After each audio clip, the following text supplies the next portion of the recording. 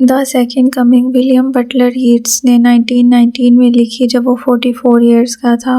ये 22 लाइंस की पोएम है, 2 स्टैंजा है इसमें फ्री वर्स में। फ्री वर्स मतलब कि कोई फिक्स्ड राइमिंग स्कीम नहीं है। इसके टाइटल की बात करें तो आयरॉनिक है, क्योंकि अगर हम इसको ट्रेडिशनल क्रिश्चियन पर्सपेक्टिव से देखें तो टाइटल हमें प्रेडिक्शन दे रहा है कि जीसस क्रिस्ट आने वाले हैं ह्यूमैनिटी को सेव करने के लिए।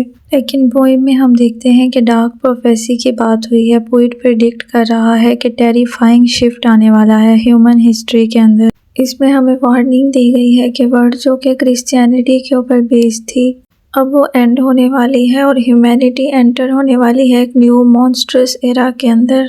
पोएम प्रेडिक्ट करती है कि उस मॉन्स्ट्रस एरा के अंदर ब्रूटैलिटी, वायलेंस और डिक्टेटरशिप बढ़ जाएगी। अगर हम पोएम को रिलीजियस पर्सपेक्टिव से देखें तो ये प्रेडिक्शन की गई है टाइटल में कि जीसस क्रिस्ट आएंगे, इविल को डिफीट करेंगे और ह्यूमैनिटी को सेव कर लेंगे। लेकिन पोएम के अंदर इस मीनिंग को बिल्कुल चेंज कर दिया गया है। Instead of Jesus Christ, speaker का विजन है कि एक मॉन्स्टर राइज हो रहा है डेजर्ट से। ये प्रेडिक्शन है कि मॉडर्न वर्ल्ड करप्ट होती जा रही है और फेथ लूज करती जा रही है। मॉडर्न वर्ल्ड इतनी करप्ट हो चुकी है कि वो पीसफुल सेवियर यानी कि जीसस क्राइस्ट को डिजर्व नहीं करती, बल्कि मॉडर्न वर्ल्ड में एक ब्रूटल बीस्ट का अराइवल होने वाला है जो कि क्योस और डिस्ट्रक्शन लाएगा। इसलिए पोएम में कहा गया है कि मॉडर्न वर्ल्ड एक मॉन्स्टर्स एरा में एंटर होने वाली है। सेकंड पर्सपेक्टिव है the need for new beginning, मतलब कि मॉडर्न वर्ल्ड इतनी करप्टेड हो चुकी है कि अब वो फिक्स नहीं हो सकती, उसे न्यू बिगनिंग की रिक्वायरमेंट है। लेकिन न्यू बिगनिंग पीसफुल नहीं होगी। न्यू एरा यानी कि मास्टर्स एरा अपने साथ क्योस और डिस्ट्रक्शन लाएगा। 1 to 7 लाइंस में है कि सोसाइटी जो पीसफुल और ऑर्गेनाइज्ड होती थी मॉडर्न वर्ल्ड के अंदर, वो अनस्टेबल और आउट ऑफ कंट्रोल हो गई है। यीट्स ने कंपेयर किया है मॉडर्न वर्ल्ड को एक ट्रेंड शिकारी परिंदे के साथ जो कि इतना दूर उड़ गया है कि अपने मास्टर की आवाज़ ही नहीं सुन पा रहा।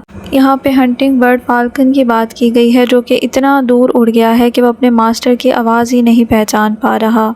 फाल्कन सिम्बलाइज कर रहा है disconnection of modern man and society from traditional morality, spirituality and God.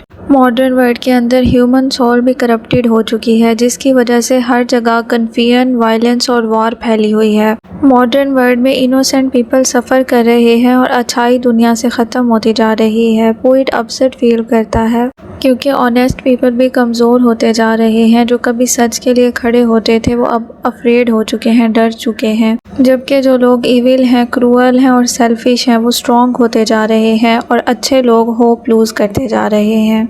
In short हम कहें तो मॉडर्न वर्ल्ड के अंदर अच्छाई ख़त्म होती जा रही है और इविलनेस बढ़ती जा रही है। 8 to 14 लाइंस में पोइट मॉडर्न वर्ल्ड के क्योस और डिस्ट्रक्शन को देखकर सोचता है कि चेंज करीब है। जैसे कि क्रिश्चियन का बिलीव है कि जीसस क्रिस्ट आएंगे और वो ह्यूमैनिटी को बचा लेंगे। यहाँ पर जीसस क्रिस्ट का अराइवल आयरॉनिक है क्योंकि पोइट पीसफुल सेवियर को इमेजिन करने की बजाय उसके दिमाग में एक टेरिफाइंग विजन आता है। जीसस क्रिस्ट की बजाय वो देखता है कि डेजर्ट से एक मॉन्स्टर अपीयर हो रहा है जिसकी बॉडी एक लायन की तरह स्ट्रॉन्ग है और उसका फेस ह्यूमन की तरह है।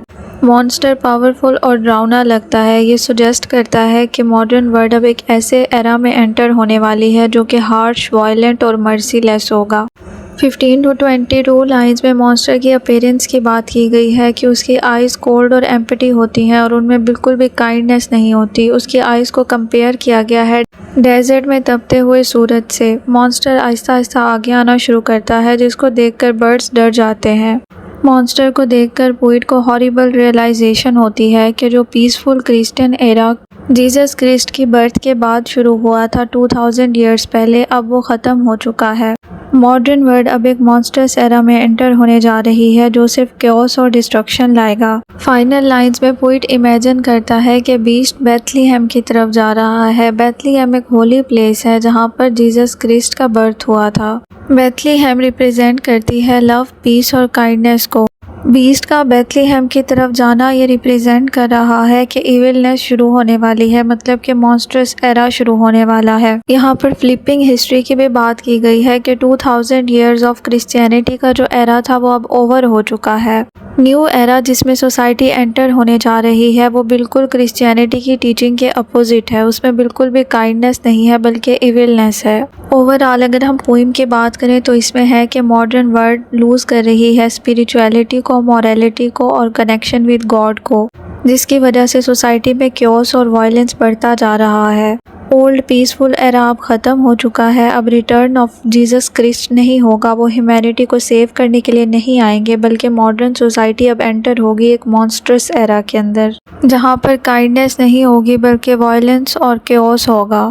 उसके बाद कुछ थीम्स हैं: the collapse of civilization, spiritual decay and loss of faith, the cyclical nature of history, chaos versus order. Cyclical nature of history में वही है कि जीसस क्रिस्ट का जो पीसफुल एरा था वो ख़त्म हो चुका है और अब मॉन्स्ट्रस एरा आने वाला है।